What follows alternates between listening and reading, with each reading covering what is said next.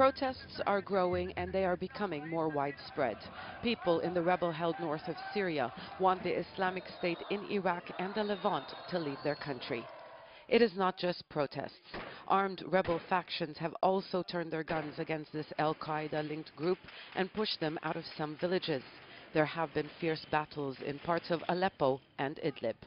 And in this video, the opposition says they captured a Tunisian, Abu Sabr el-Tunisi, a commander of the group.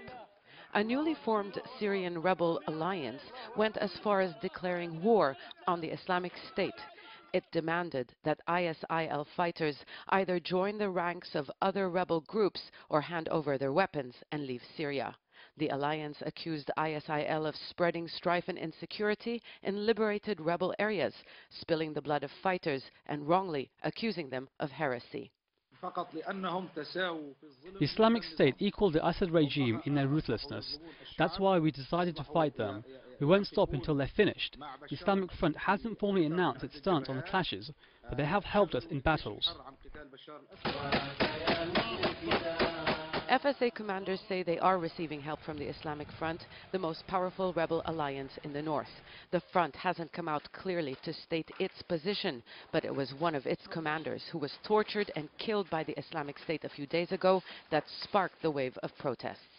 ISIL took him in and ended up executing him, and I think that annoyed a lot of people, and it became emblematic as what they see as the hijacking of their revolution by foreigners. At the start of the uprising, foreign fighters were welcomed by the opposition.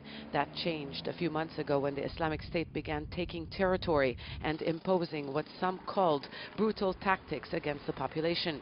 They have arrested, killed, and forced into exile secular opposition activists who call for democracy.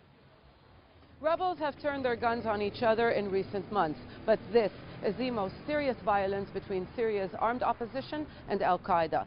Some activists are calling it a new revolution, but it may be too early to compare to Iraq's awakening movement, which led to tribal militias pushing out al-Qaeda. Rebel commanders say they are not being ordered by the international community to wage this fight. Undoubtedly, al-Qaeda's presence has tarnished their revolution's image. The West has been talking about fighting terrorism in Syria instead of focusing on the regime.